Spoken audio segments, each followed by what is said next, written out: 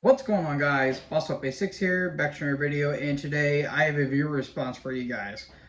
I've been seeing this little trend, a little trend that I've been seeing on my community tab that Quest for Metal, aka Questy on YouTube, did, and my good buddy Levi, aka Threshman899, he did his own viewer response, and the video was titled Three Best Metal Album Runs, which basically, for those of you who don't know, is at one point of a band's career, they made a great album and kept following up with two great albums as well. So that's basically what I'm going to be doing here. 10 bands not listed, like not in actual top 10, just 10 bands that I thought that had some really damn good material.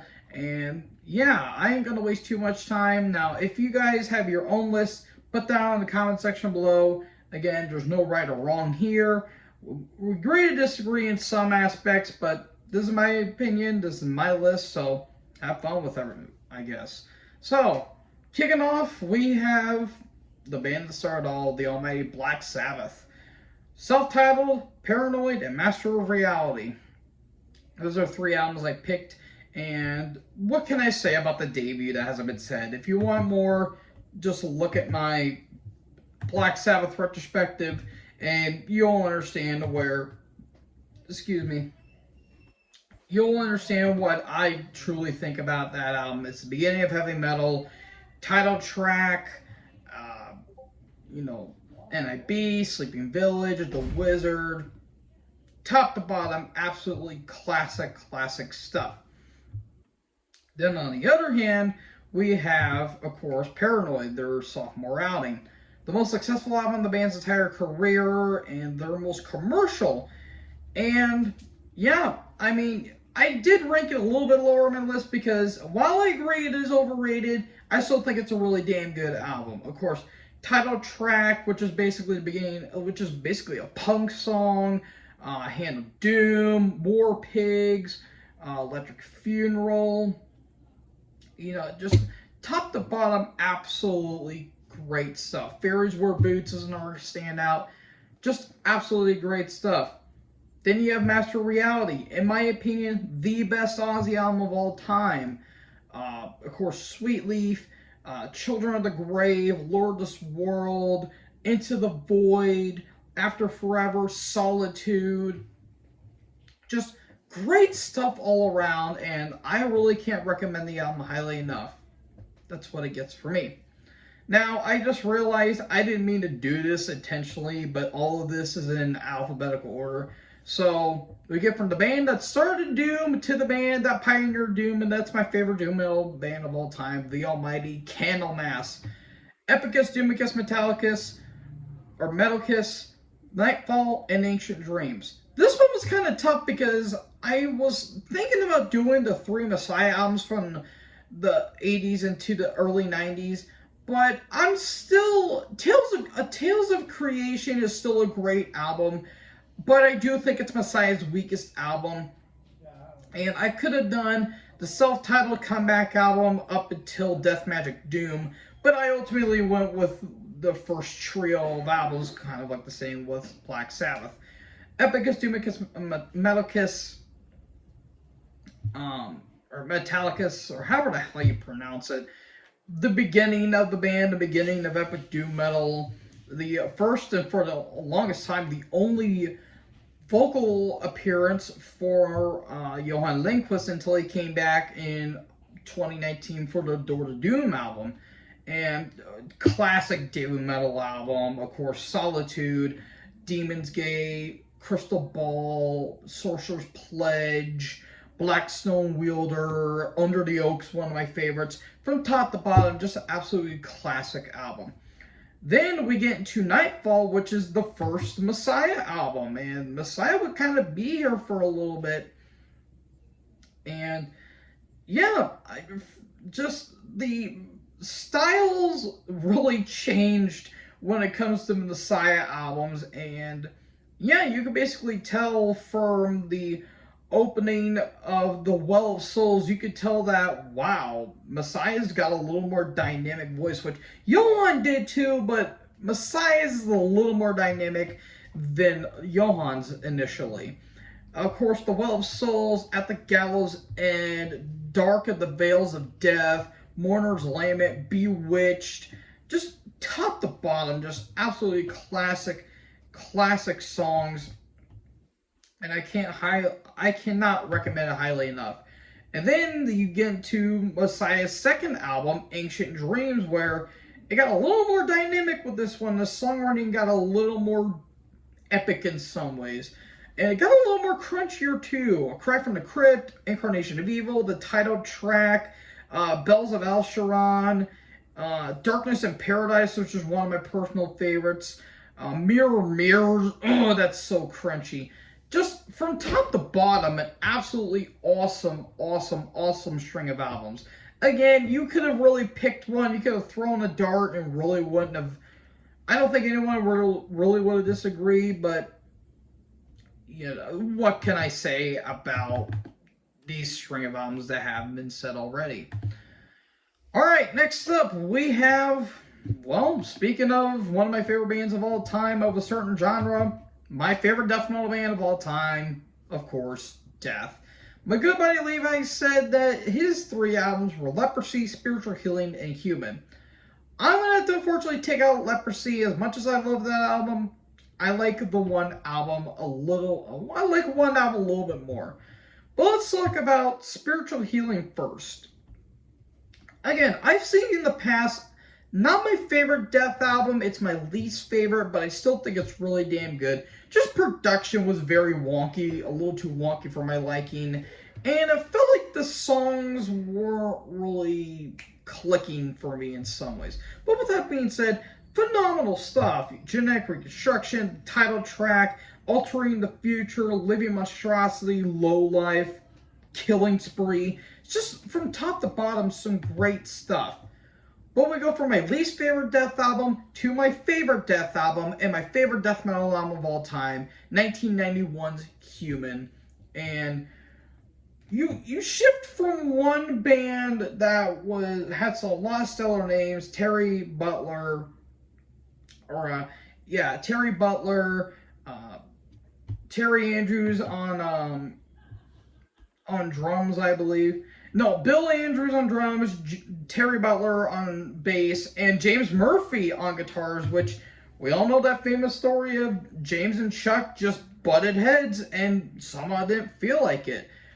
But we get to Human, where they kind of almost upgraded in some ways, where they got Steve DiGiorgio on bass, the Fretless Wonder themselves, and 2 members of Cynic, Mr. Paul Masvidal and Mr. Sean Reihart, rest in peace, Sean. And what we got is prog, tech, death, awesomeness. This is one of my favorite albums of all time. I'd say it's a top 10 album of all time, in my personal opinion. And honestly, one of the best 90 albums of all time, because good God almighty. Flying of Emotions, my favorite death metal song of all time, my favorite death song of all time. Suicide Machine, Lack of Comprehension, that got him a little more commerciality. Secret Face, Together as One, See Through Dreams, Vacant Planets, Cosmetic Sea. I know a lot of people really dig that song. I love it personally because of how all the weird changes it was going through, essentially. But through all in all, production got better because it has the almighty Scott Burns on it. Just the musicianship was top-notch at this point. And then they almost upgraded themselves yet again, because on Individual Thought Patterns, which is the third one I picked, they really shifted and went more technical in some aspects, they went more progressive. Because while Chuck still stayed on vocals, you also got to take into consideration they got the Fretless Wonder, another Fretless Wonder himself, in Steve DiGiorgio, which he actually stayed on bass, by the way. Dumb me. But you also have Ennio LaRocque on guitar, and of course the Atomic Clock himself, one of my favorite drummers of all time, the almighty Gene Hoglan, who actually, funnily enough, when they were doing a studio outtake for the 2011 reissue, he actually did guitars on The Exorcist, believe it or not, which I think is pretty damn interesting. But what can I say about the sound that's already been said? Inhuman Form, Jealousy, Trapped in the Corner, Mentally Blind, title track, Destiny, which I love that acoustic intro, The Philosopher is their big standout. Overactive Imagination. What can I say? What can I say about these albums, or what can I say about Death that hasn't been said already? Yeah, great stuff all around. So we go from my favorite death metal album to my favorite power metal album, my favorite power metal band of all time. Of course, I am talking about Iced Earth. Say what you will about Jon Schaffer and what he did in January 2021. You cannot deny that this dude is one of the best guitar solos and guitar riffs and one of the best guitarists of all time. He's personally one of my favorites. This dude just nails it when it comes to the riffs. And, well, what 3 albums I picked from Iced Earth? Well, I'd say it's the 3 best of the Barlow era. Burnt Offerings, Dark Saga, and Something Wicked This Way Comes. With Burnt Offerings, the darkest album in the band's entire catalog, and by far their heaviest, because sweet God Almighty, those riffs and the drums will pierce your ears like they're nothing. Just great stuff all around. Title track, Last December, Diary, Brainwash, Creator Failure, which is basically a Candlemass song. And I will not be talking about this album without talking about the almighty Dante's Inferno. Just 16 and a half minutes of pure epicness that doesn't overstay its welcome. Looking at you, Iron Maiden. But besides that, this is an absolute top-to-bottom masterpiece. My favorite power metal album of all time. And Dante's Inferno is the best power metal song of all time. Fight me for it. So, we get to the Dark Saga the year later, where it talks about the concept of Spawn, which if you guys read the comics, you're going to love this album. You're going to basically get a hard-on with this album. And I like the dynamics of this album because they have a little more melody and a little more melancholy when it comes to it. Title track, I Died For You, one of my favorite. It's one of the band's best ballads. Violate, The Hunter, The Last Laugh, Vengeance Is Mine, Slave to the Dark, A Question of Heaven. Just from top to bottom, just absolutely magnificent stuff. And then we get to Something Wicked This Way Comes, where they basically took the same structure that we're going for with the Dark Saga and made it just a little more simplistic and a little more dynamic in some ways. And, well, I'll be talking about the final 3 tracks here in a minute, but yeah, Burning Times, Melancholy, Disciples of the Lies, one of my favorites. Watching Over Me, which talks about one of John's best friends who unfortunately passed away in a motorcycle accident while they were still under the name of Purgatory at the time.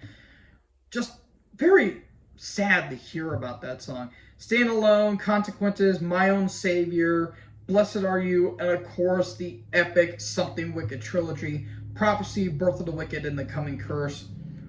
Do I need to go on about these albums? No, which is why I'm not. So yeah.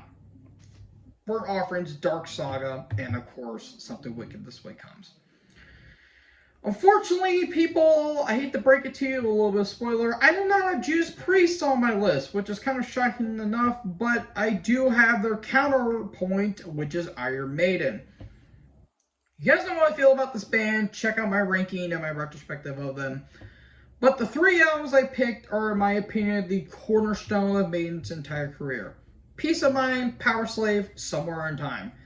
Some of you are going to be questioning why I did not put Number of the Beast. You guys know my opinion on it. I think it's an alright album that has some good, great moments, and the other songs are just there. That's about it.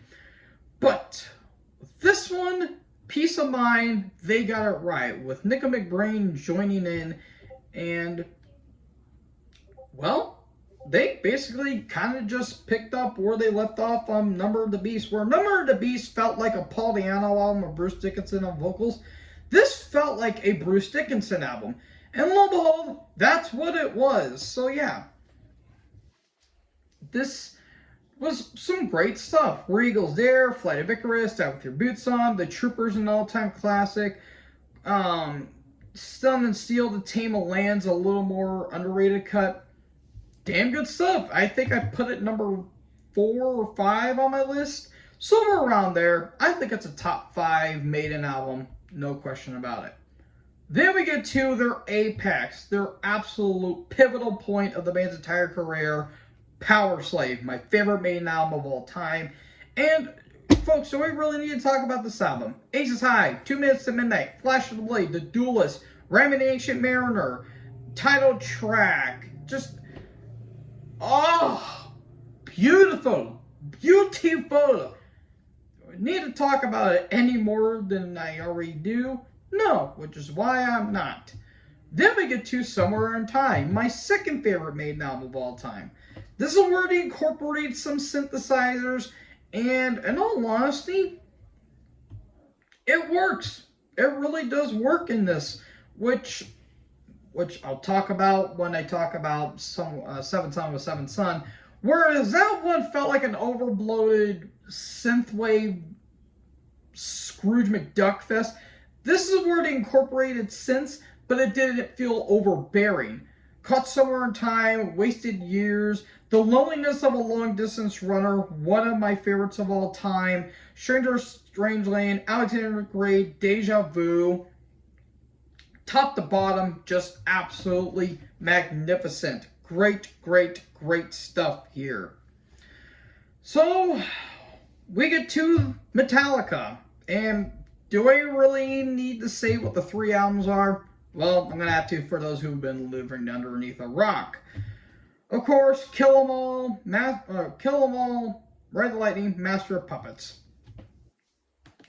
I could basically just stop there and you guys wouldn't really disagree with me, but Kill 'Em All, the beginning of thrash, basically, just basically where they all started.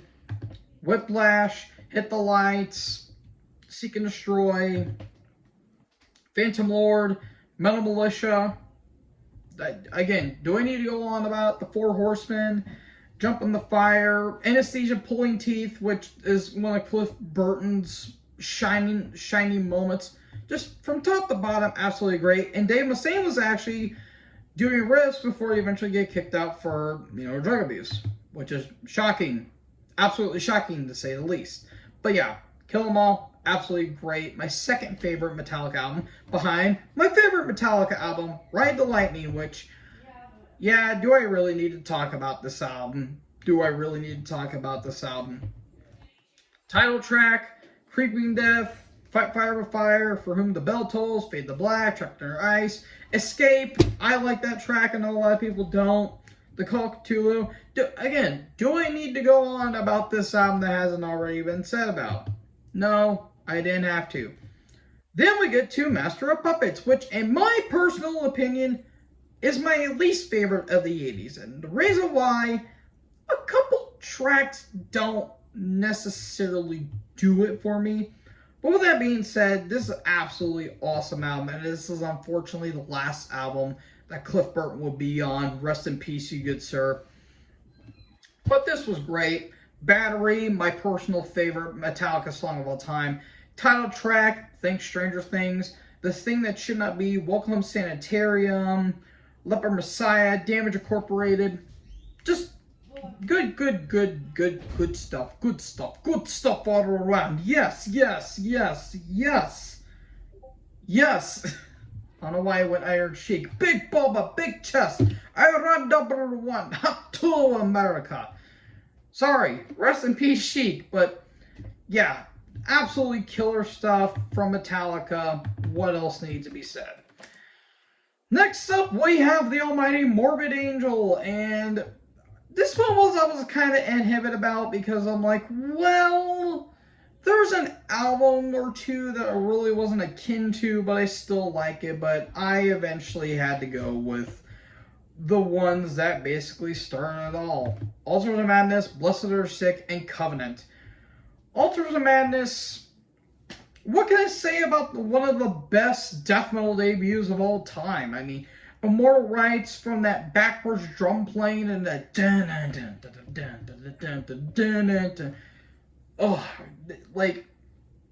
oh my god, one of the best moments of Morbid Angel's entire catalog. Like, The thrashy moments were here with a little bit of Slayer, and a little bit of Bolt Thrower here and there. Chapel of Ghouls, Damnation, Blasphemy, Maze of Torment, Visions from the Dark Side, Suffocation, Lords of all Fevers and Plague. Like, oh my god, the band was firing on all cylinders with this album.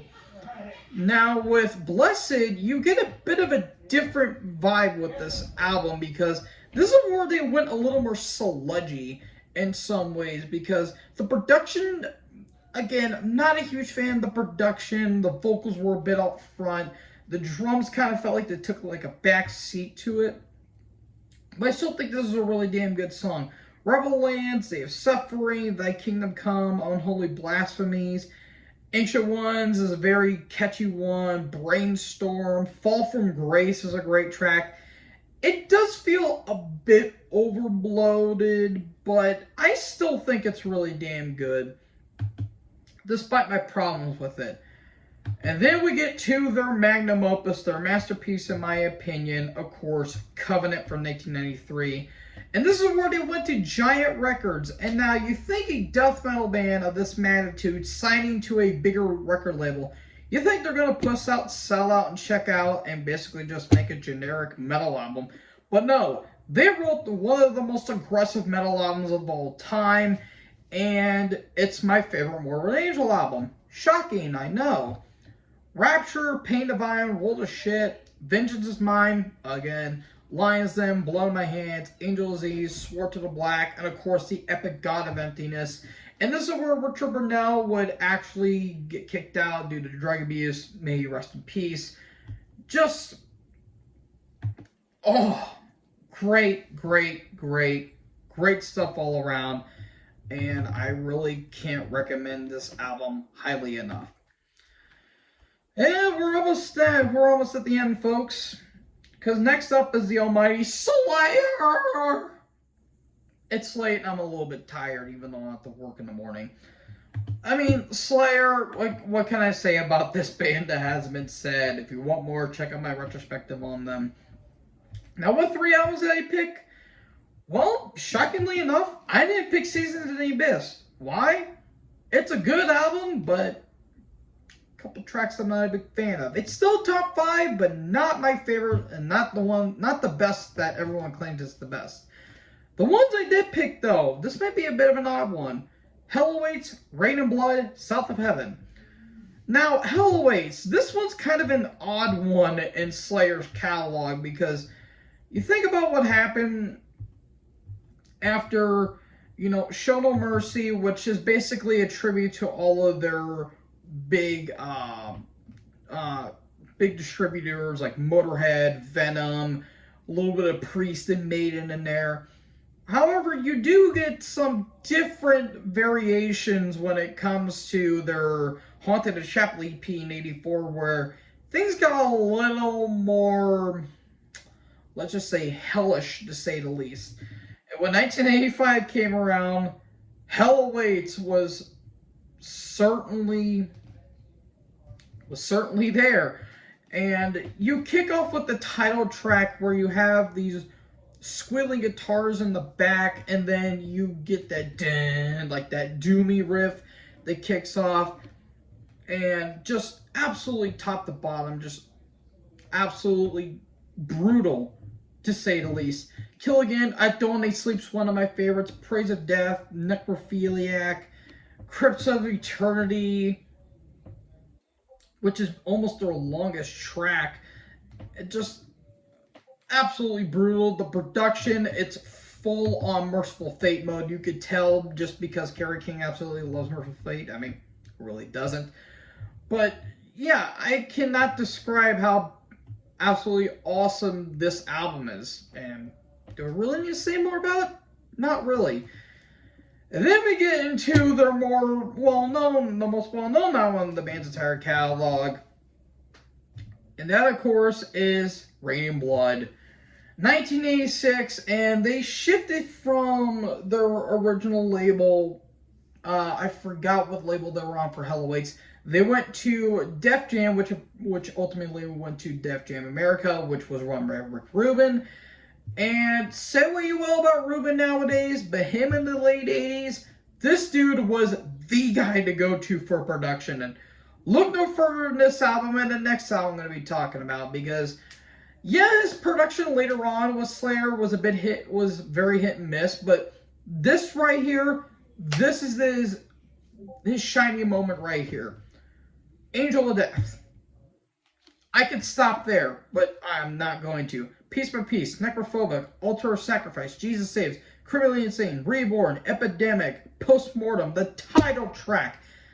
Just top to bottom, absolutely masterful. And Def Jam at this point was a hip-hop record. A record label for hip-hop. A thrash act that was doing a hip-hop label. Major risk, paid off indeed, because in some ways this was kind of, I want to say, not really punky, but like a tidbit of crossover in some ways, because of how short the tracks are. Like, the shortest track's nearly 2 minutes long, for Christ's sake, and yeah, it's their magnum opus in a lot of people's eyes, but it's my second favorite. Because my favorite album by this band of all time is, of course, 1988's South of Heaven. I mean, you have to be in shock, in absolute shock, that WWE, that this past WrestleMania, Edge came out to the title track, which I never thought was going to be on my bingo card until I actually saw it. Title track is absolutely phenomenal. Silent Scream, Live Undead, Behind the Crooked Cross, Mandatory Suicide is one of my favorites.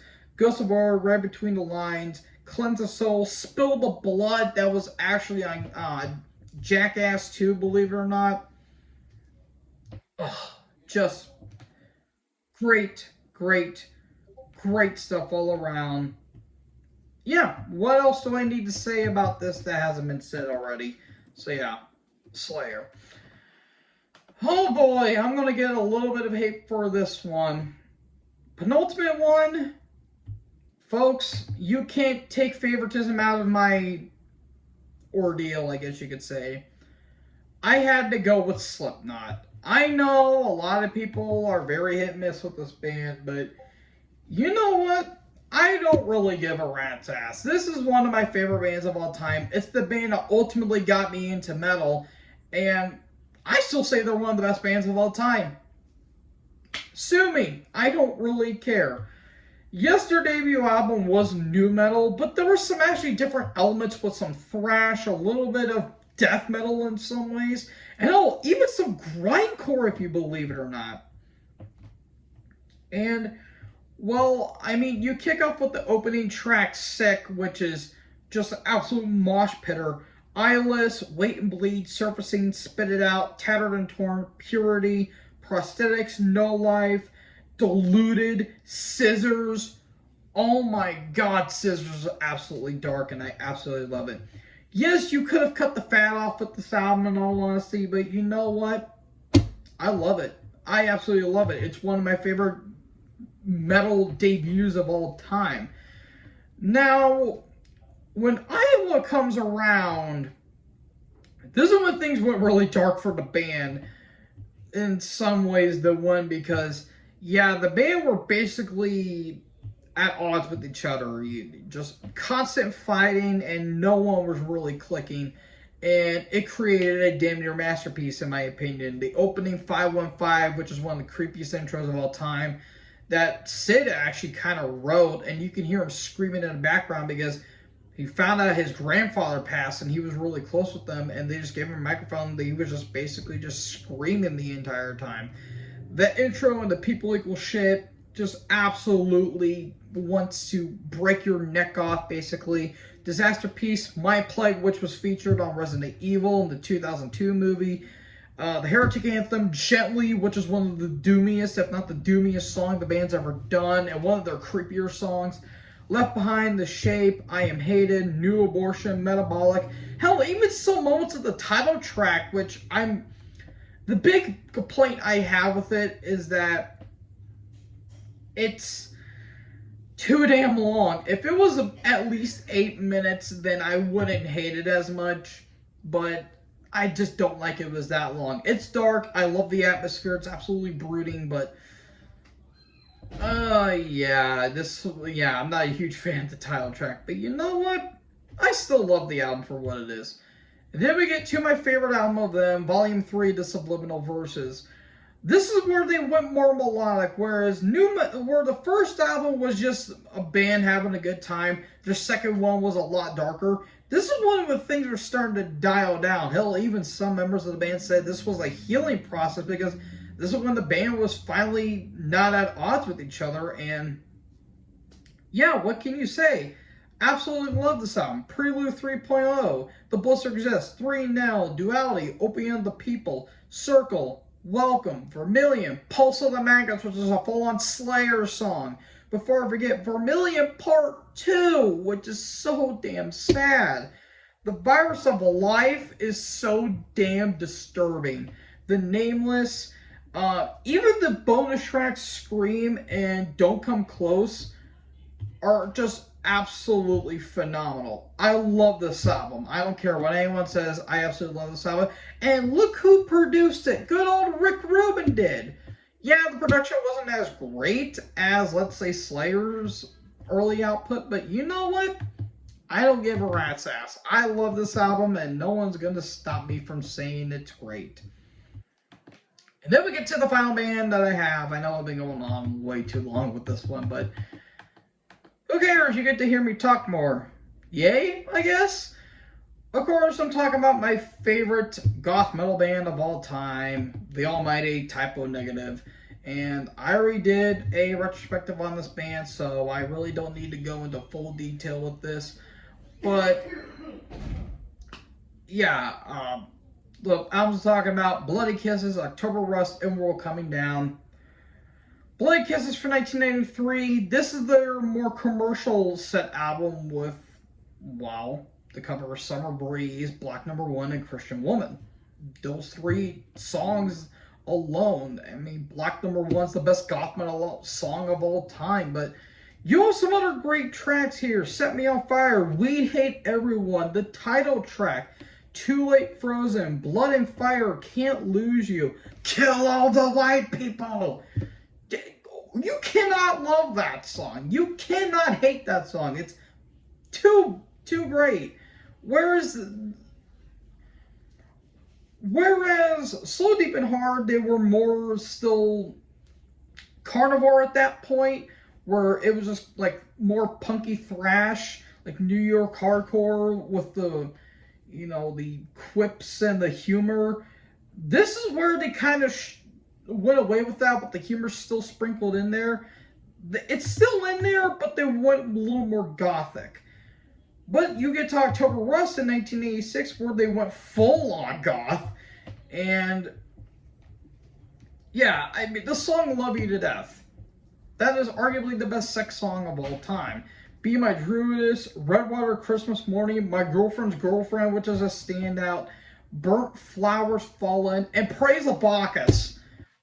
Good Lord Almighty. Hell, even the song title of this, The Glorious Liberation of the People's Technocratic Republic of Vinland by the Combined Forces of the United Terrorists of Europura.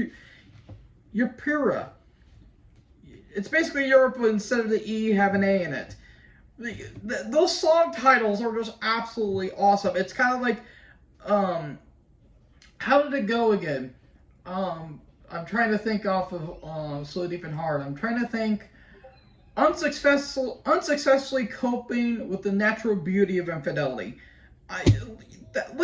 Songs like tracks like that's absolutely great. Haunted Wolf Moon, which Wolf Moon, I might as well tell a story. It's basically a chicken eat out on her period, and when a full moon rises, the dude turns into a werewolf. You cannot make a more crazier and more awesome song than that. But yeah, while October Rust is admittedly not my favorite, sorry, it's not my favorite Typo album. It's probably their most fun in my opinion. But where fun happens, the doom and gloom happens. Look no further than 1999's World Coming Down, man. Sweet! Jesus Christ, you want to talk about depressing? Look no further than this gem, because I've stated before and I'll state it again. This is the darkest and most depressing album of all time. The circumstances behind Peter Steele's life, family members getting sick, people dropping like flies, his drug and alcohol abuse, and not to mention his mental state's out of control. This is just dark. And the three sample tracks, liver, sinus, and lung, it talks about basically all those parts of the body that are basically being destroyed by whatever Peter was doing. White Slavery talks about cocaine. Who Will Save the Saint talks about Peter's mental health. The title track, just so damn depressing. Everyone I Love Is Dead. Creepy Green Light, which is basically trying to resurrect a dead person through a creepy green light. Everything Dies, Pirate Blaze, All Hallows Eve, even the Day Tripper Melody Beatles cover.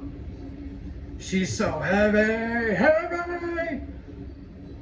I feel different every time I think of that. And my God, Kenny's vocals, his backing vocals, along with Josh Silver's, are so damn haunting on this album. Like, I get kind of uncomfortable and kind of unnerved talking about it, but I mean, what can I say about War Coming Down that hasn't been said? So yeah, I went a little bit longer with this one, folks, but hey, that's all. But you gotta make content somehow, so I'll leave links to the videos and to Thrash Maniac 99 and Quessy's channels down in the description below. It might take me a little bit, but this was a long ass video, longer than I anticipated, but you know what, we all can't have good things here.